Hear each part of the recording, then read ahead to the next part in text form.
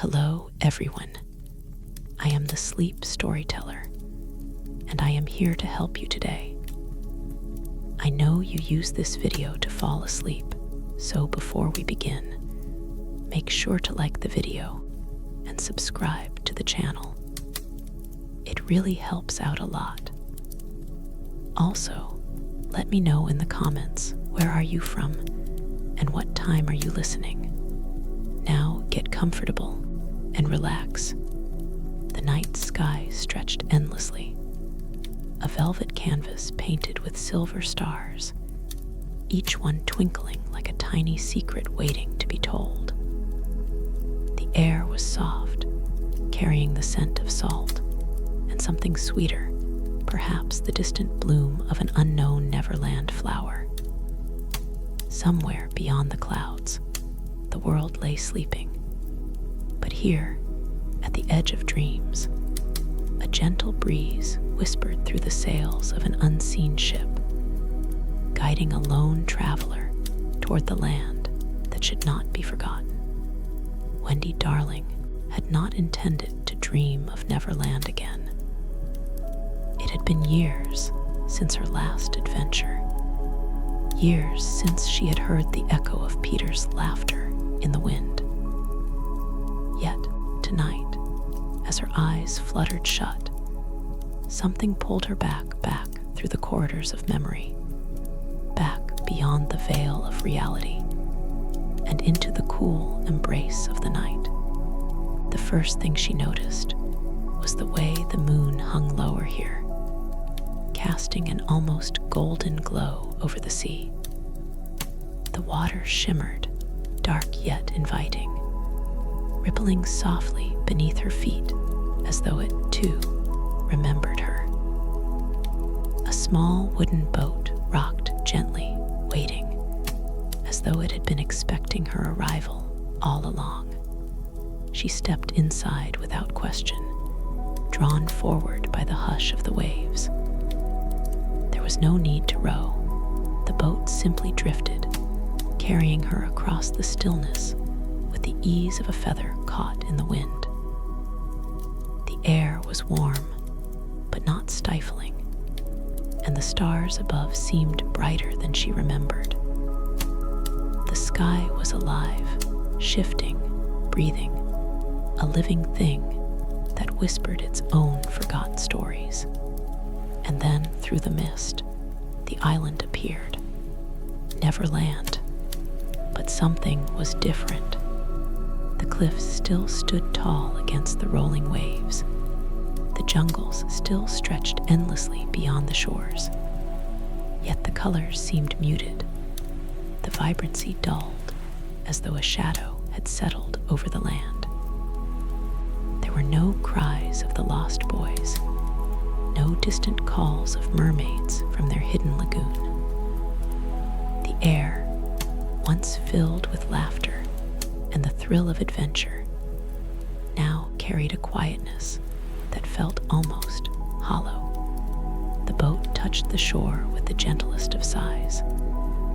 Wendy stepped onto the cool sand, her heart both calm and curious. The ground beneath her feet was soft, but something in the stillness made her hesitate. She turned, half expecting to see Peter Pan soaring toward her, his boyish grin breaking through the night. But the sky was empty, the wind was hushed, and Neverland, once so full of life, now felt like a place waiting for something or someone. A rustling in the trees drew her attention. It was not the hurried scurry of a mischievous fairy, nor the careless stomping of a playful lost boy. It was softer, slower, like a whisper carried by the wind. "Hello," Wendy called gently, her voice barely disturbing the silence. For a moment, there was nothing. Then, ever so faintly, a shadow moved between the trees, not in the way shadows should move, not stretching with the sway of the leaves, not flickering with the light of the moon. This shadow moved with intent, slipping from one trunk to another, watching, waiting. A cool breeze curled around Wendy's shoulders, bringing with it a sensation she couldn't quite name. Not fear, not yet. Just the quiet feeling that something was off. Neverland was supposed to be full of magic, full of endless play. But tonight, it felt different. It felt forgotten. And somewhere, deep in the forest, something was stirring. The trees of Neverland loomed taller than Wendy remembered, their twisted branches curling like fingers against the sky. The wind carried the scent of damp earth and something faintly metallic, like the air before a storm.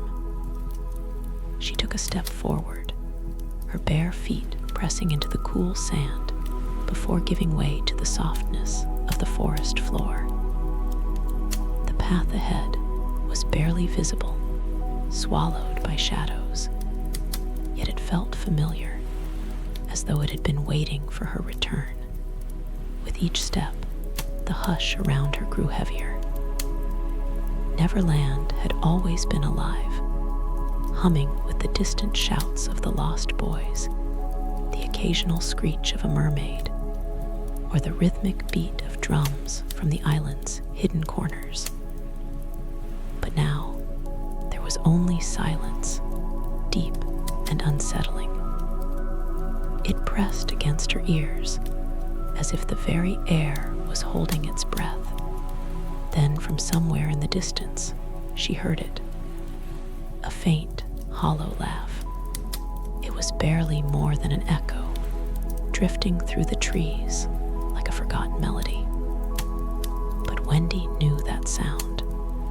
"Peter," she whispered, her voice barely carrying. No answer.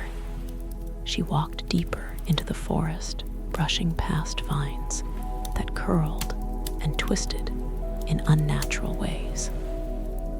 The darkness here felt thicker, as if the very shadows clung to her skin. And yet, there was no fear, only an eerie, unshakable curiosity. Something had changed in Neverland. Something had shifted beneath its surface. A flicker of movement caught her eye.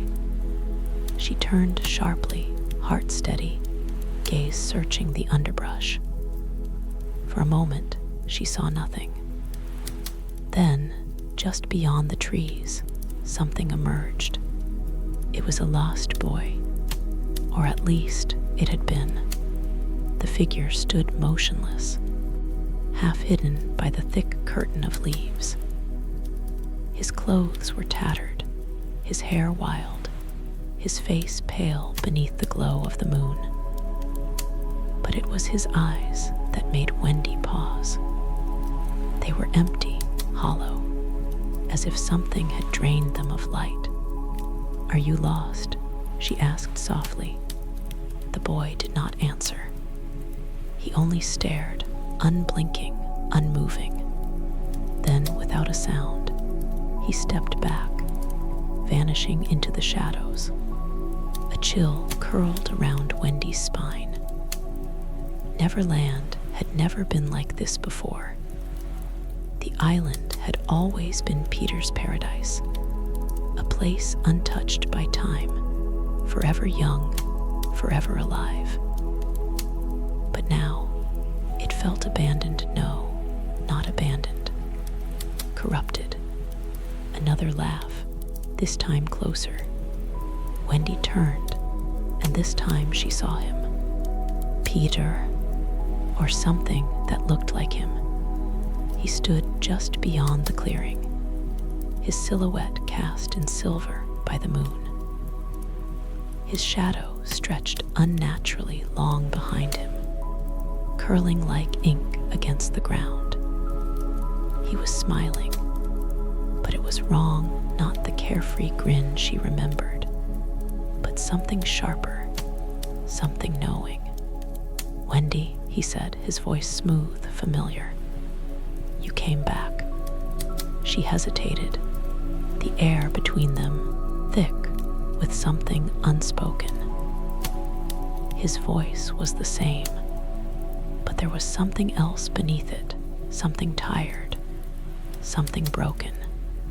I didn't mean to, she admitted. I just dreamed of me, Peter finished for her, tilting his head.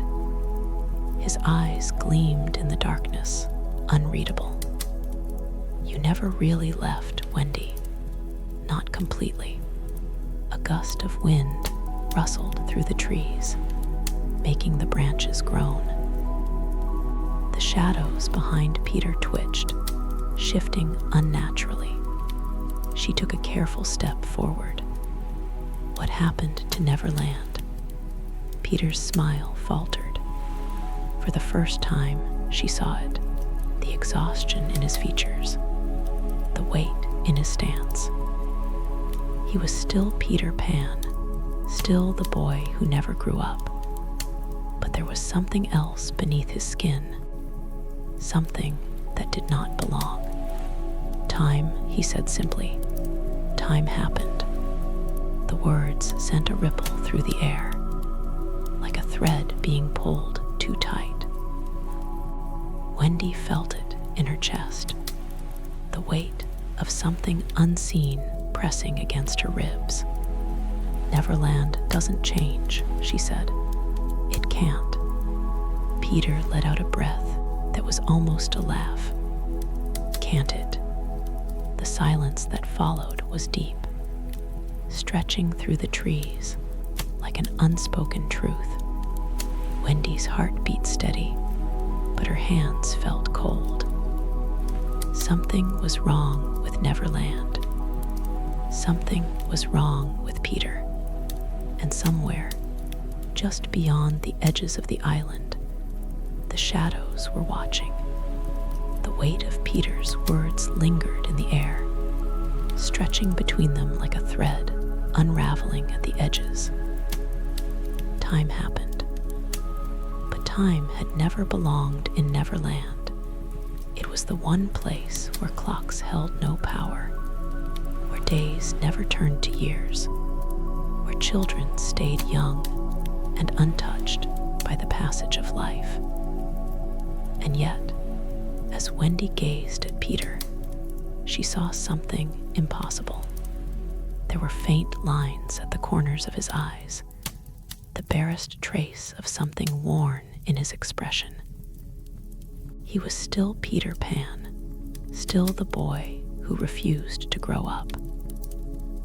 But there was something else beneath his skin now, something aged, not in body, but in spirit. What do you mean? She asked, stepping closer. Peter didn't answer at first. His gaze drifted past her, into the darkened forest, as if listening to something just beyond their reach. The shadows trembled, flickering like candlelight, shifting unnaturally. The island is different, he finally said, his voice quiet. I tried to stop it, Wendy, but it changed. A cold breeze whispered through the trees, curling around Wendy's ankles. The air smelled of salt and something older, something forgotten. Changed how? She pressed. Peter's lips parted as if to answer, but before he could speak, a sound broke through the silence. A giggle, high-pitched, echoing. Not a child's laugh, but something hollow, something stretched too thin. Wendy turned sharply, scanning the trees. The sound drifted through the air, bouncing between the trunks, circling them. Her pulse quickened. Lost boys, she asked. Peter's expression darkened. Not anymore. The giggle came again, closer this time. And then, from the shadows, something moved. At first, Wendy thought it was a child. A small figure crept from the underbrush, bare feet pressing against the damp earth. But as it stepped into the dim light, she felt her breath catch. Its skin was pale, too pale, almost translucent beneath the glow of the moon. Its eyes were sunken, hollow, dark pools that held no reflection.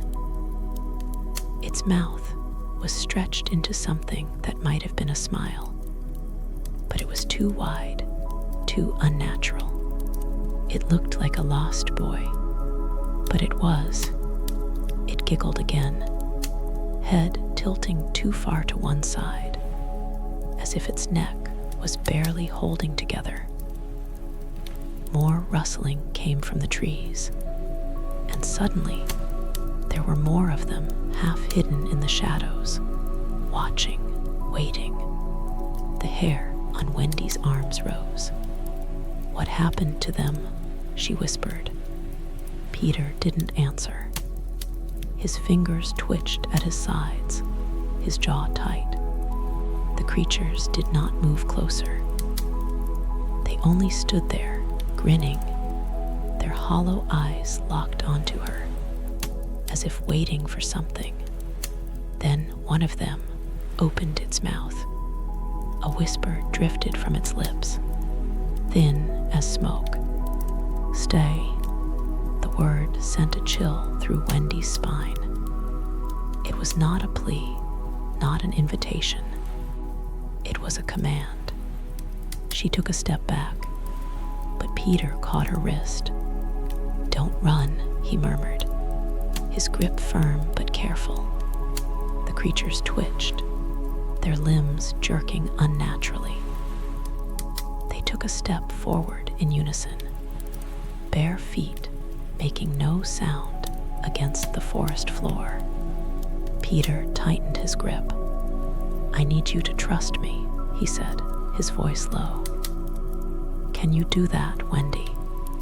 She looked into his eyes, those same wild, mischievous eyes that had once promised adventure and endless youth. But now, there was something else in them. Fear. She swallowed, nodded. Peter exhaled. "Then close your eyes." Wendy hesitated. The creatures stood just feet away now, their empty stares boring into her. Their smiles never wavered. "Wendy," Peter urged, his voice barely more than a breath. She squeezed her eyes shut, and the world shifted. The wind roared to life around them, howling through the trees. The ground trembled beneath her feet. The air thickened, pressing against her skin like unseen hands. A sound, high and sharp, like laughter twisted into a scream, filled her ears. Then silence. The air stilled. The ground settled. The weight pressing against her chest lifted. Wendy's eyes fluttered open. The creatures were gone. The forest was quiet once more, the shadows retreating, but the feeling of wrongness lingered. Peter let go of her wrist, exhaling slowly. "They won't stop," he said softly. "Not until they get what they want." Wendy's heart was steady, but her fingers curled into her palms. "And what do they want?" Peter turned to her, his expression unreadable. "May." The weight of Peter's words settled over Wendy like a thick fog. The air between them was heavy, charged with something she couldn't name. The creatures were gone, but their presence lingered, their whisper still curling through the back of her mind. "Stay." Wendy swallowed the unease, tightening in her throat. "Peter," she murmured, searching his face. What happened to Neverland? He turned away, his gaze flickering toward the trees, where the darkness clung like ink. For a long moment, he didn't speak. When he finally did, his voice was quiet, distant. "I don't know when it started," he admitted. "One day, everything was as it always had been. The lost boys played, the mermaids sang, the pirates chased shadows across the sea. And then, things began to change." His fingers curled at his sides. The lost boys went missing first. One by one, they disappeared. I thought they were playing tricks on me at first, hiding, waiting to be found. His jaw tightened. But they were. Wendy listened, her breath slow, steady. "They came back," Peter continued, his voice almost a whisper. But they weren't the same. A chill wrapped around Wendy's spine. "They weren't the boys I knew," Peter said. "They didn't laugh. They didn't play. They only watched, smiled, whispered." His shadow shifted against the ground, flickering unnaturally beneath the pale moonlight. And then the island changed with them. The sky dimmed. The mermaids vanished. The pirate's ship drifted empty on the sea. He let out a breath that wasn't quite a laugh. And for the first time, Wendy, I felt it. She frowned. Felt what? Peter looked at her then, and the exhaustion in his eyes was unmistakable. Time. The word sent a shiver through her. Neverland was supposed to be untouched by time, a place where nothing ever aged, where childhood stretched on forever. But if that rule had been broken, if time had somehow crept in, then what had it done to this world? "What about Tinkerbell?" Wendy asked, the name suddenly occurring to her. "Is she?" Peter's expression darkened. "She's gone," he said, his voice quiet. Like the rest. A hush fell between them. Wendy felt the wind shift, curling around her like a whisper of something unseen.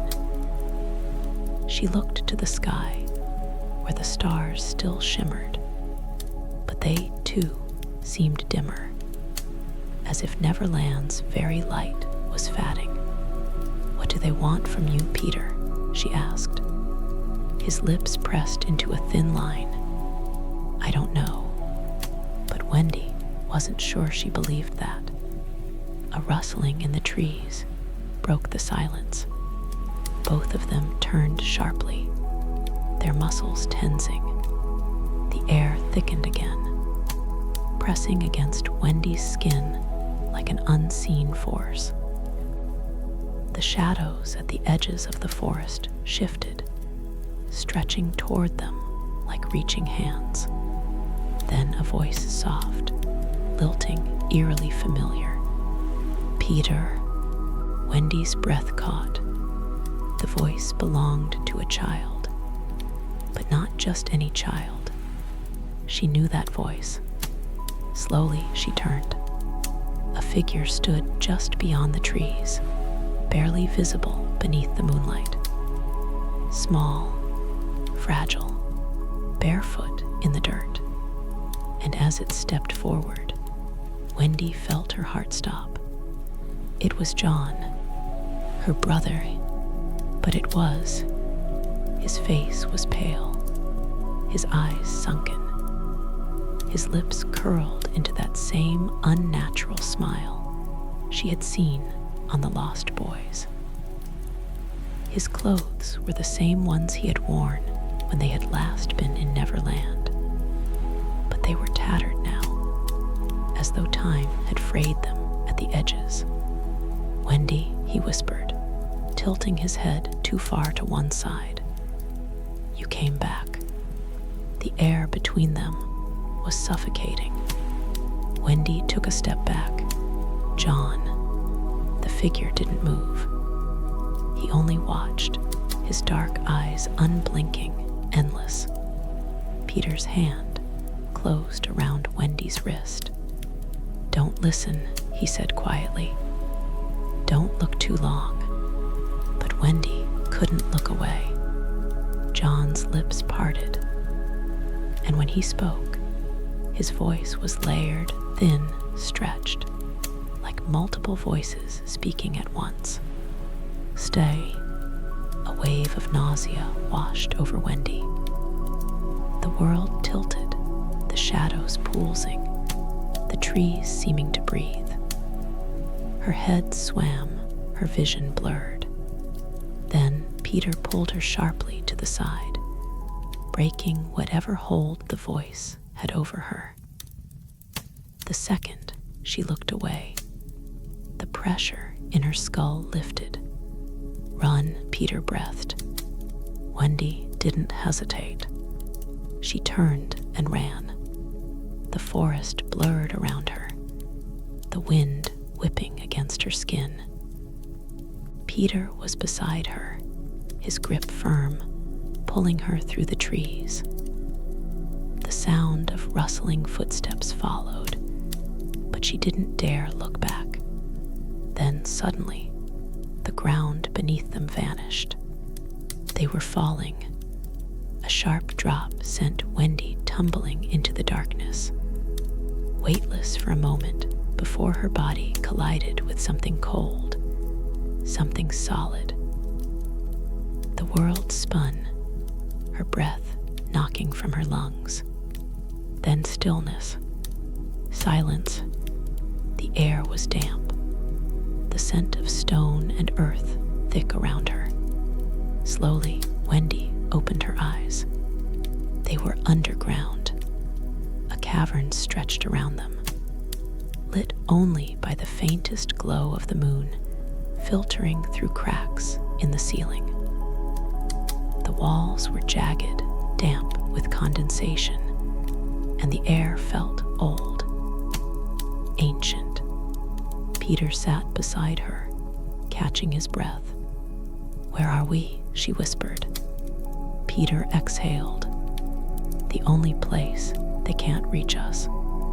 Wendy's pulse steadied, but the unease in her chest didn't fade, because something told her that even here, deep beneath the island, Neverland's nightmare was far from over, and somewhere above them, in the darkened forest, the whispers still called her name. The cavern was silent, but the air carried an eerie weight, as if the walls themselves remembered something ancient, something long forgotten. Wendy's breath came slow, steady, her pulse beginning to settle after the frantic escape. Peter sat beside her, his back against the damp stone, fingers curled loosely around his knee. For the first time, she saw it, real exhaustion etched into his features, something deeper than mere fatigue. "They won't follow us here," he said at last, voice barely above a whisper. Wendy swallowed, her throat dry. "Why?" Peter exhaled.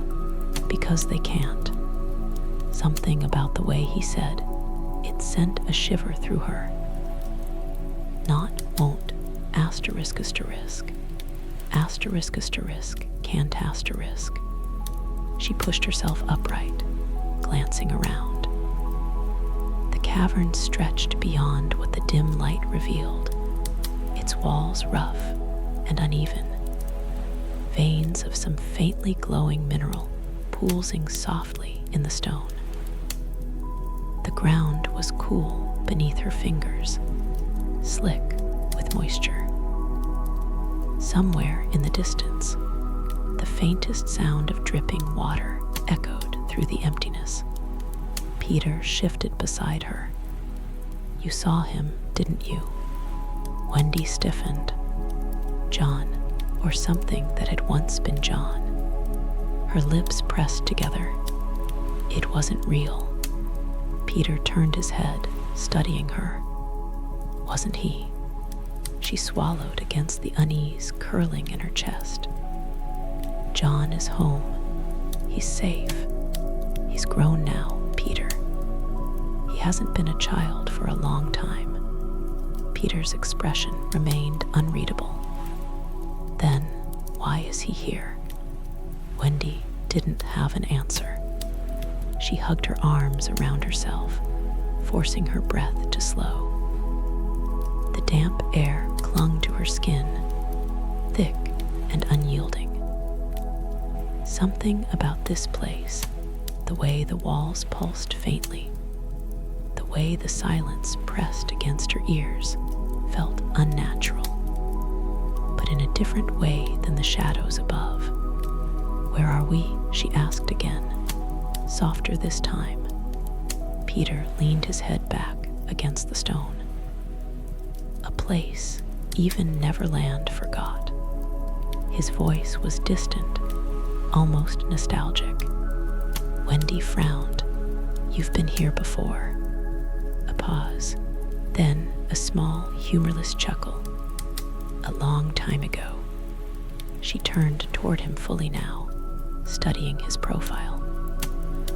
In the dim glow, he looked almost like the boy she remembered, the same sharp features, the same unruly hair, the same glint of something unreadable in his eyes.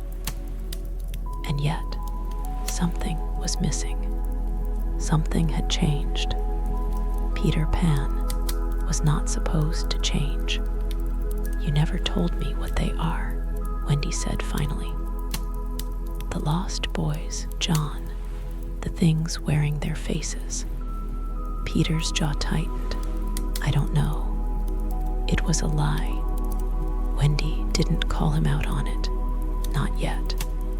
Instead, she let the silence stretch, waiting. Eventually, Peter sighed. "They were boys once," he admitted, voice quieter now. "They were real." Wendy shivered.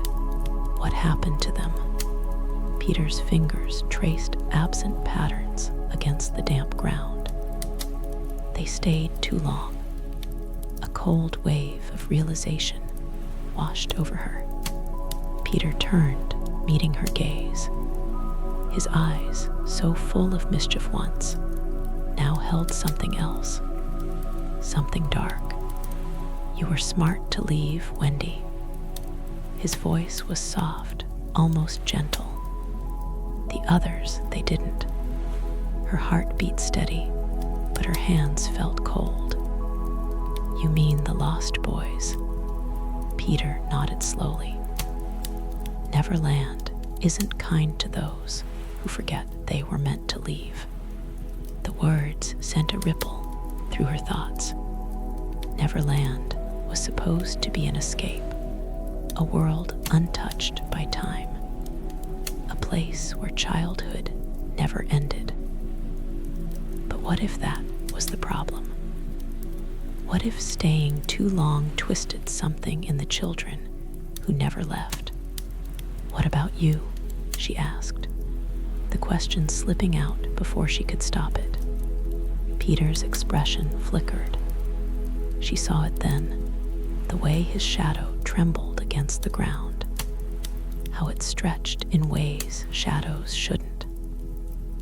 How, for the briefest moment, it seemed disconnected from him entirely. Her stomach turned. "Peter," her voice was careful now. "How long have you been here?" His lips parted slightly, but no words came. For the first time, Wendy realized she didn't know how long it had been since she'd last seen him. Time had moved for her, for John, for Michael. But for Peter, she reached for his hand without thinking. His skin was warm, solid, but his shadow, it twitched. Her breath hitched. Peter pulled his hand away. standing abruptly. "We should keep moving," he said, turning from her before she could press further. Wendy hesitated, the unease settling deep in her chest. But she said nothing. Not yet. Instead, she stood, brushing the dust from her palms. Peter led the way, deeper into the cavern, where the walls narrowed and the air grew colder. The faint glow pulsing through the stone illuminated their path, but the darkness between each flicker stretched long, endless. Wendy followed, but her mind raced. Something was wrong with Peter. Something had been wrong with him since the moment she arrived. And if Neverland had changed, if the lost boys had twisted into something unrecognizable, then what had happened to the one boy who had stayed behind? She didn't know how long they walked, the air growing heavier with each step. The path twisted, descending deeper beneath the island. The sound of water dripped in the distance, steady, rhythmic. Then, without warning, Peter stopped. Wendy nearly ran into him. "What is it?" He didn't answer. She followed his gaze. At first, she saw nothing. Only stone walls, slick with moisture, the glow of the cavern faint and flickering. Then the shadows shifted. A shape peeled itself from the darkness. Tall, thin, wrong. It was not a lost boy. It was something else, and it had been waiting for them. The figure stood motionless, its body half hidden by the pulsing glow of the cavern walls. It was tall, its limbs stretched too long, its posture unnatural, as if it had forgotten how to stand like a person. Wendy's breath stilled in her chest as she stared at it. The thing did not breathe. It did not blink. It only watched. Peter took a step forward, his body tense. "You," he murmured, the word barely audible. Wendy swallowed hard. "Peter, what is that?" The figure moved. Not by stepping forward, not by shifting weight as a person should, but by gliding smooth, soundless, like a shadow peeling itself from the wall. And then it spoke. "Peter Pan." The voice was wrong. Not deep, not high, but something in between, stretched and hollow, like the wind whispering through an empty house. Peter's hands curled into fists at his sides. "You don't belong here." The thing laughed. It was a dry, empty sound. "Neither do you." The air in the cavern grew heavy, pressing against Wendy's skin like unseen fingers. The dim glow from the walls flickered, casting long, twisting shadows. She could feel them shifting, moving, as if they were alive. Peter's jaw tightened. "We're leaving." "Are you?" The thing tilted its head, its movement slow and deliberate. Peter didn't hesitate. He grabbed Wendy's wrist and turned sharply, leading her back toward the path they had come from. But the moment they moved, the cavern changed.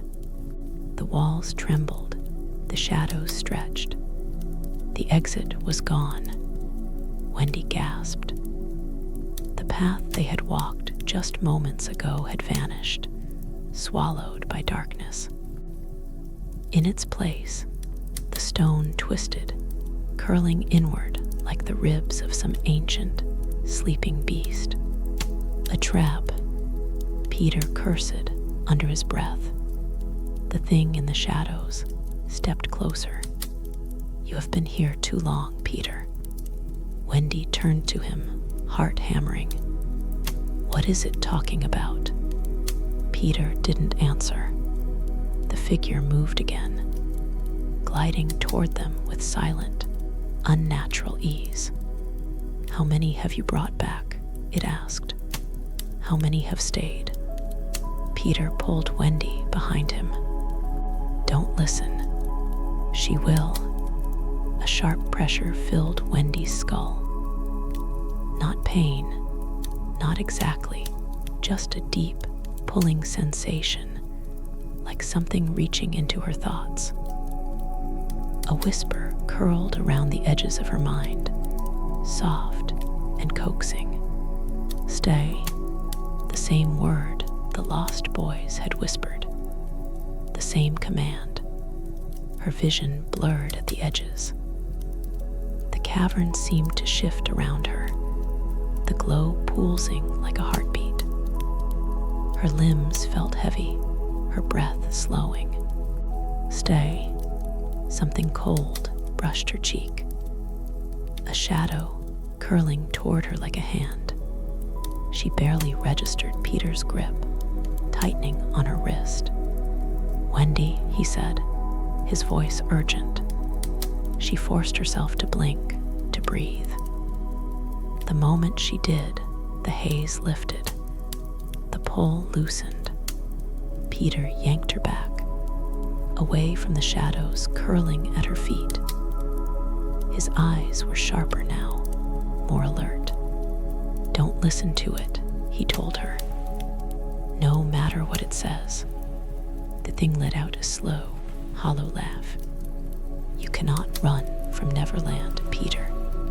The cavern trembled again. The walls pulsed, shifting, closing in. Wendy's pulse pounded in her ears. "What does it want?" Peter didn't answer, but the thing did. Him. A wave of cold swept through the air. Wendy felt it then, the weight of something ancient, something that had been waiting. The walls of the cavern weren't just stone. They were part of Neverland itself. And Neverland was alive. Peter gritted his teeth. Not this time.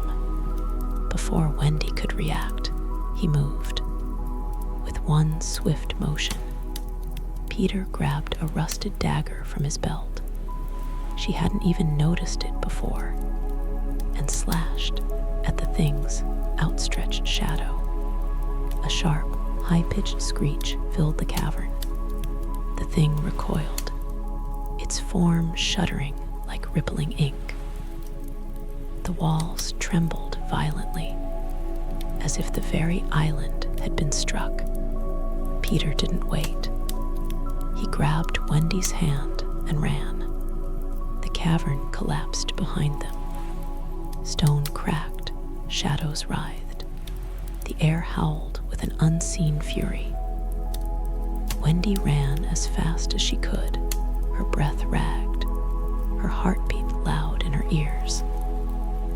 The tunnel ahead twisted, the glow flickering, the ground shaking beneath their feet. Then light. A small opening appeared ahead, a narrow crack in the cavern wall. Peter lunged for it, pulling Wendy with him. They tumbled through. Cold air hit Wendy's skin. The scent of salt and damp earth filled her lungs. She blinked against the sudden brightness. They had emerged at the edge of a cliff, high above the darkened sea. Below, jagged rocks jutted from the water like the teeth of some great beast. The sky above was still shrouded in unnatural darkness, the stars flickering weakly. Peter swore under his breath, standing. Wendy pushed herself up, her legs unsteady. "Peter, what was that?"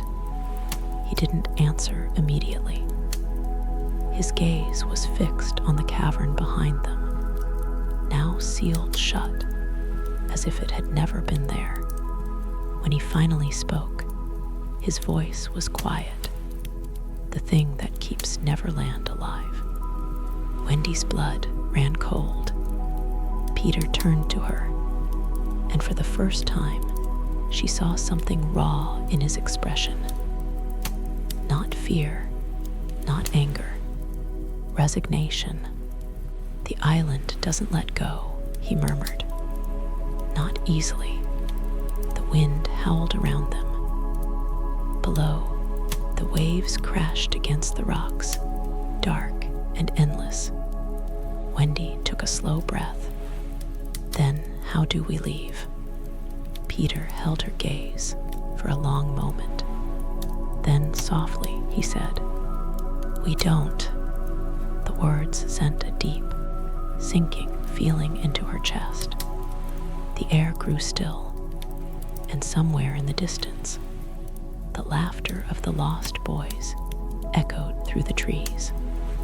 The laughter rippled through the air, hollow and distant, curling around Wendy like a cold breath against her skin. It didn't sound like joy. Not the carefree giggles of boys at play, not the mischievous chuckles of Peter's lost boys from long ago. It was something else, something stretched and wrong. Wendy's fingers curled into her palms. "Peter," she whispered, "if we can't leave, then what happens to us?" Peter's gaze flickered toward the trees, where the voices wove through the wind, growing closer. His shadow stretched behind him, twisting unnaturally against the rocky ground. "I don't know," he admitted, voice softer than she'd ever heard it. Wendy felt her stomach tighten. "But you said you tried before to stop it, to fix this." A humorless smile ghosted over Peter's lips. "And look where it got me." The wind carried another echo of laughter, this time closer. Wendy turned toward the trees, her pulse quickening. The forest beyond the cliff's edge was shrouded in unnatural darkness, the trees shifting like silhouettes in a dream. They were coming. Peter exhaled sharply. "We can't stay here." He grabbed her wrist again, leading her toward a narrow, winding path that snaked down the cliffside. The rocks were slick beneath her feet, the air thick with the scent of salt and damp earth. Below, the waves crashed against jagged stones, their endless rhythm whispering something just beneath the surface. Wendy hesitated. "Where are we going?" Peter didn't slow. "There's one place left I haven't tried." She glanced over her shoulder, but the forest had swallowed itself in shadow. The laughter had stopped, and somehow that was worse. The path narrowed as they descended. The cliffs stretched high above them now, enclosing them in cold stone. The sea lay ahead, dark and vast, stretching endlessly toward a horizon she could no longer see. Peter finally stopped when they reached a small outcrop jutting over the water. Beneath them, the tide swirled around jagged black rocks. Wendy frowned. "Peter, what?" "The ship," he interrupted. She blinked. "The Jolly Roger." Peter nodded, but something about his expression was wary. "It's been abandoned for a long time." Wendy followed his gaze, scanning the horizon. And then she saw it, barely visible through the mist. The dark outline of a ship rocked gently on the waves. Its sails were tattered, its its mast broken in places. But it was still there, drifting on the water, waiting, a ghost of its former self. Wendy shivered. The last time she had been aboard the Jolly Roger, it had been full of life, pirates scrambling across the deck, Captain Hook's voice booming over the crash of the waves. Now it was silent, empty, or so she hoped. Peter moved first, stepping onto a rocky ledge that led down toward the shore. "Come on." Wendy followed, carefully picking her way over the uneven stones. The path was steep, the tide lapping dangerously close to their feet. The closer they got to the ship, the more the unease in Wendy's chest deepened. Something wasn't right. The ship was still, too still. No movement rocked its hull, no creak of wood against the pull of the current. It wasn't just abandoned. It was waiting. Peter hesitated before stepping into the shallow water. "We'll have to swim." Wendy glanced back toward the cliffs, where the forest loomed above them. She couldn't see anything moving in the shadows, but that didn't mean they weren't there. Taking a steadying breath, she waded into the water. It was freezing, seeping through her clothes, numbing her skin. Peter moved ahead quickly, swimming with ease, his body cutting through the water like he'd done it 1,000 times. Wendy followed, her strokes clumsy but steady. As they neared the ship, the water grew strangely calm. The waves no longer crashed, the tide no longer pulled. It was as if the sea itself held its breath. Peter reached the side of the ship first, gripping the barnacle-covered ladder that still hung from the deck. He climbed swiftly, disappearing over the edge. Wendy hesitated only for a second before following. As she pulled herself over the railing, her breath caught. The deck was empty. The sails hung in tatters. The wood beneath her feet was damp, cold. The scent of salt and decay clung to the air. But the worst part, there were footprints, fresh ones, leading across the deck toward the captain's quarters. Peter stood still beside her, staring at the same thing she was. Then softly he said, "We're not alone." A door creaked open. Wendy's blood ran cold. From the darkness of the captain's quarters, a figure stepped out. Tall, slender, not Hook, not a pirate, something else. Its face was hidden beneath a hood of tattered black fabric, its posture too still, too unnatural. A thin, bony hand gripped the doorframe. The air around it seemed wrong, warped, stretched, as if space itself resisted its presence. Peter took a slow step back. Wendy couldn't breathe. The thing lifted its head slightly, and though she couldn't see its face, she felt its eyes on her. Then, in a voice as hollow as the wind, it spoke. "Welcome back." The ship groaned beneath their feet, and suddenly Wendy knew. They had walked into a trap. The ship groaned as if it were alive, the wood beneath Wendy's feet shuddering with a deep, hollow ache. The air thickened, pressing against her skin like unseen hands. The hooded figure stood in the doorway of the captain's quarters, its presence distorting the space around it. warping the very air. "Welcome back." The voice did not echo. It did not carry with the wind. It simply existed, seeping into Wendy's bones like something old and unshakable. Peter took another step back, placing himself between Wendy and the figure.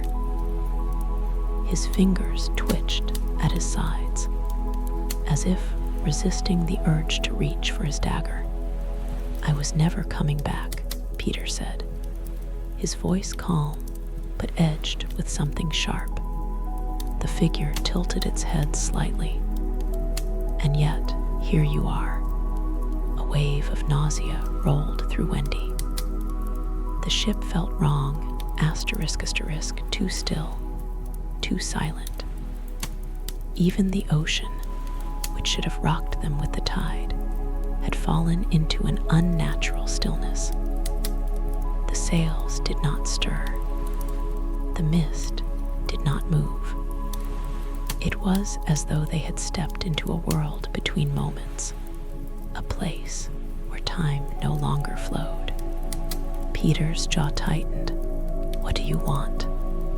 The figure took a slow step forward.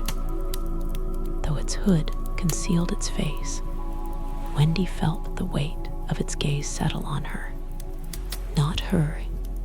A cold chill wrapped around her spine. "You." Peter's hands clenched into fists. Wendy swallowed hard. "Peter, what is it?" The figure answered before he could. "The one who stayed." The ship groaned again, the boards beneath them creaking, as if the very bones of Neverland had heard those words. Peter didn't flinch. "You're wasting your time." The figure let out a sound, something between a sigh and a whisper of wind through empty halls. "You cannot run from Neverland, Peter. You belong to it." Wendy's breath caught. The shadows beneath Peter's feet shifted. For the first time, Wendy saw it clearly, his shadow trembling, ***, separating from him. Stretching toward the hooded figure like it was being pulled by an unseen thread. "Peter," she gasped. Peter gritted his teeth, forcing himself back a step. His shadow resisted, dragging against the deck, clawing for its rightful place beneath him. But Wendy saw it, ***, the strain, the effort, the cost. Neverland was trying to take him. Peter exhaled sharply. "You'll have to do better than that." The figure remained still. "It is not I who takes." And then, from behind them, laughter, a whisper of feet across the deck. Wendy spun, just in time to see them. The lost boys, or what was left of them. They stood in the mist that curled over the ship, their hollow eyes fixed on Peter. Their bodies twitched, their movements unnatural. Their mouths stretched into two wide grins. One of them, ***, Toodles, ***, tilted his head. His voice was a breath, a whisper of something broken. "Stay," Peter swore under his breath. The lost boys stepped forward. Wendy's heart pounded. "Peter, we have to go." But Peter didn't move. The shadow beneath him pulled again, harder this time. His feet staggered slightly, his balance shifting. Wendy grabbed his arm instinctively, steadying him. The hooded figure took another step forward. "Give in." The ship shuddered. The sea roared to life, slamming against the hull with sudden, violent force. The wind howled. The mist curled, rising high, swallowing the sky. The lost boys lunged. Peter, ***, moved. With one swift motion, he pulled Wendy behind him, his dagger flashing in the dim light. The first lost boy, ***, Nibs, ***, lunged, and Peter dodged, twisting with inhuman speed. His blade slashed through the air, striking shadow, striking nothing. The lost boys did not bleed. They only laughed. The ship rocked violently, the boards beneath their feet splintering. Wendy grabbed onto the railing, her breath sharp. The sea below churned ***, black, endless, hungry. Peter, she called, panic rising in her throat. He was ***, losing. The shadows tugged harder. His movements slowed. His breathing grew ragged. The *** beneath the hood did not move, did not interfere, because it didn't have to. Neverland itself was taking him. Wendy's mind raced. The ship, the lost boys, the island, ***, all of it was trying to keep him here. But why? And then she understood. Peter was the one who stayed, the only one. Neverland had never been meant to hold onto its children forever. It had been a place of passing adventure, of fleeting dreams. But Peter had broken the rule. He had stayed, and now the island would never let him go, unless... Wendy turned to the hooded figure, her pulse hammering. "What happens if he leaves?" she demanded. The figure did not answer. She stepped forward, fists clenched. What happens to Neverland if Peter Pan isn't here anymore? The wind howled, the shadows rippled, the hooded figure tilted its head, and then, for the first time, it hesitated. The realization struck her like lightning. Neverland was taking Peter. It was holding onto him, because without him, the island would collapse. That was why the lost boys had changed.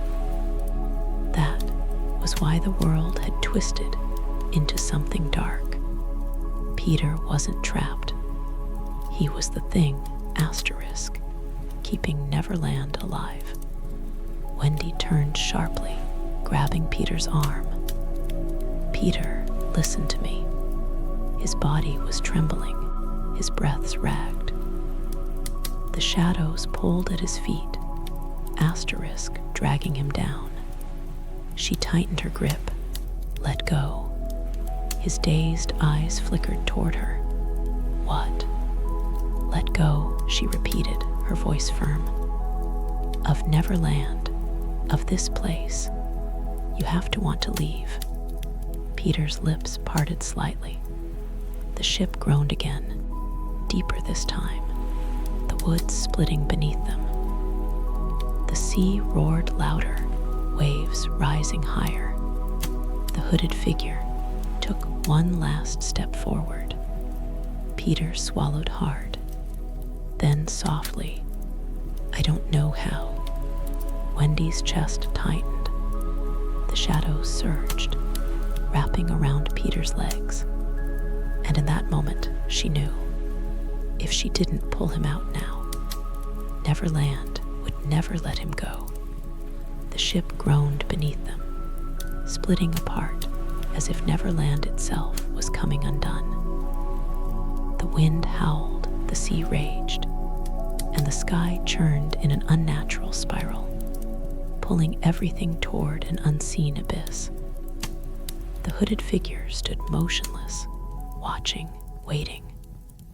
The lost boys, asterisk, or what remained of them, asterisk, stood at the edges of the ship, their hollow eyes fixed on Peter. Their smiles never wavered. The shadows had wrapped themselves around his legs, tendrils of inky black pulling him downward, locking him in place.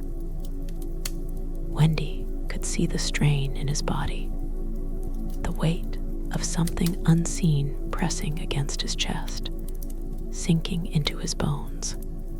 "Peter," she whispered, gripping his wrist tightly. "You have to let go." His breathing was uneven. His fingers trembled in her grasp. His shadow twisted violently beneath him, stretching toward the hooded figure like it was tethered to something deeper than the island itself.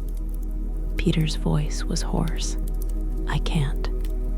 Wendy's heart pounded. "Yes, you can." She squeezed his hand.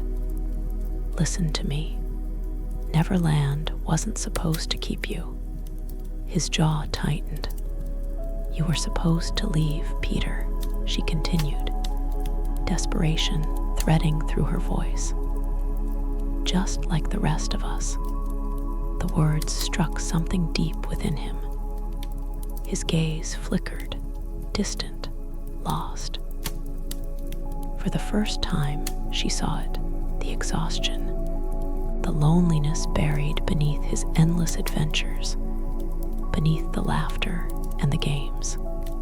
The boy who never grew up had been asterisk trapped, not by pirates, not by monsters, by Neverland itself.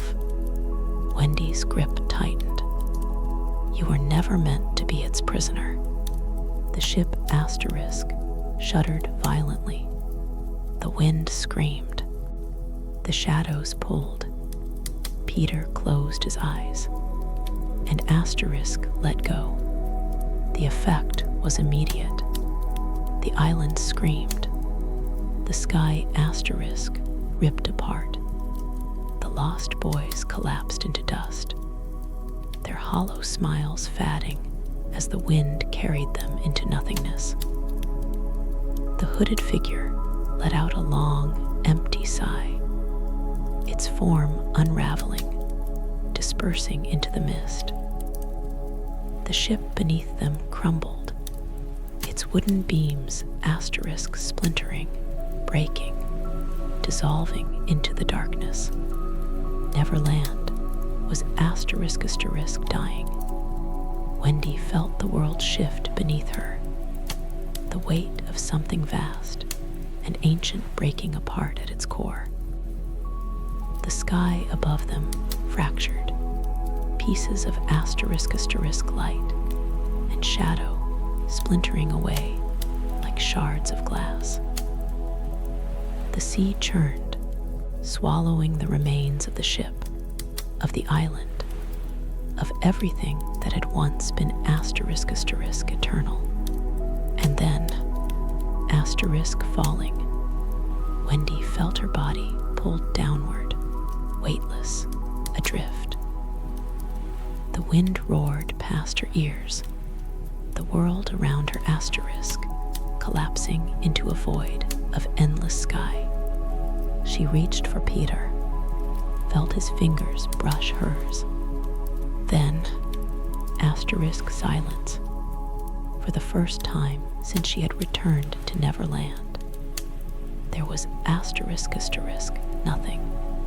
Just darkness, just quiet, just the slow, steady pulse of something fading. Then, a breath, a whisper of wind, the scent of home, and the soft warmth of asterisk morning light. Wendy's eyes fluttered open. She was lying in bed. Her bed in London. Sunlight streamed through the window, golden and soft, casting gentle patterns on the wooden floor. The sheer curtains swayed in the quiet morning breeze. Her breath came slow, steady. The dream, asterisk, had it been a dream, asterisk, lingered at the edges of her mind, distant, fatting, yet unbearably real. She sat up slowly. Her heart pounded. Her room was exactly as she had left it. The bookshelves, the small desk, the mirror, the open window. She turned sharply toward it, breath catching in her throat. But there was no shadow, no boy hovering in the moonlight, no whispers of adventure, just the wind, soft and steady, carrying the scent of the city beyond. Wendy swallowed, pressing a hand to her chest. Neverland was gone. And Peter. She turned, gaze scanning the room. But she was alone. Completely, utterly alone. A lump formed in her throat. She squeezed her eyes shut. But then, a whisper of movement. Soft, barely there. Her breath hitched. She turned slowly, and their asterisk on the windowsill, lying in the golden light of morning, was a single feather, green, unmistakable. Her heart asterisk ached. Wendy reached for it with trembling fingers, lifting it carefully into her palm. The sunlight caught on its delicate edges, the color shifting, shimmering like something from a half-remembered dream.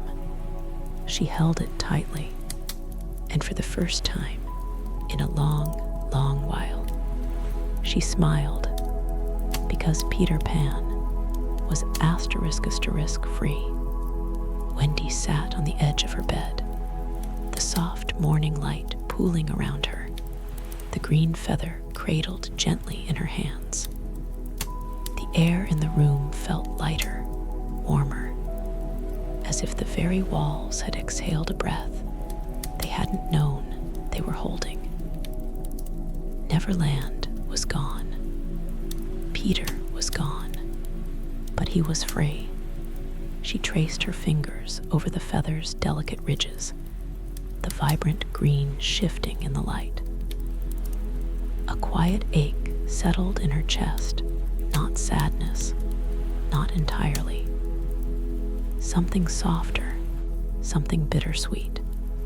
She had dreamed of Neverland for years, the memories of childhood wrapped in golden hues, untouched by time. But time had moved on without her. And now, finally, it had moved on for Peter too. A knock at her door pulled her from her thoughts. Wendy. Her breath caught. The voice was familiar, but not in the way she had expected. It was Peter. It wasn't a whisper from a forgotten dream. It was real. She turned as the door creaked open. John stood in the doorway, taller than she remembered him in her dreams, his eyes filled with quiet concern. "You're awake," he said. "You were asleep for a long time." Wendy swallowed, nodding slowly. She hesitated. What could she say? That she had been somewhere else. That she had asterisk seen him there. That she had seen asterisk what was left of him. Her fingers curled around the feather. No, that was John, not the real one. John stepped inside, glancing toward the open window.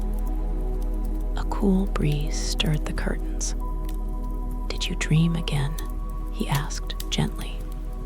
Wendy looked down at the feather in her hand, her lips pressed together. Yes. John didn't ask what about. He never did. He only nodded, stepping closer, his expression unreadable. "You were calling his name," he admitted after a pause. "Peter." Wendy's breath caught. John exhaled softly. "You always do." Silence stretched between them, but it wasn't uncomfortable. Wendy glanced toward the window, where the sky stretched wide and endless, the morning painted in soft pastels. A small smile tugged at her lips. "I don't think I will anymore," she said, almost to herself. John didn't question it. He only nodded again. "Breakfast is ready." She let out a quiet laugh, brushing a strand of hair behind her ear. "I'll be down soon." John hesitated for only a second before stepping back toward the door. "All right." And then he was gone. Wendy turned back to the window, her fingers still curled around the feather. Was it real? A remnant of a dream? A piece of a world that had finally let go? She exhaled, closing her eyes for a moment. Then, with careful fingers, she set the feather on her nightstand, beside a book she had once cherished, its pages worn from years of rereading, the tales of Neverland. She didn't need them anymore. She rose from the bed, stretching, feeling the warmth of the morning settle over her skin. The scent of breakfast drifted through the air, the soft murmur of voices downstairs grounding her in the present. And as she stepped toward the door, toward the life she had almost forgotten how to live, she paused. One last time. A breath of wind stirred the curtains. The feather shimmered in the light, and for just a moment, asterisk, just for a moment, asterisk, she thought she heard laughter, light free, carried by the wind. Then it was gone. Smiling softly to herself, Wendy turned and left Neverland behind, forever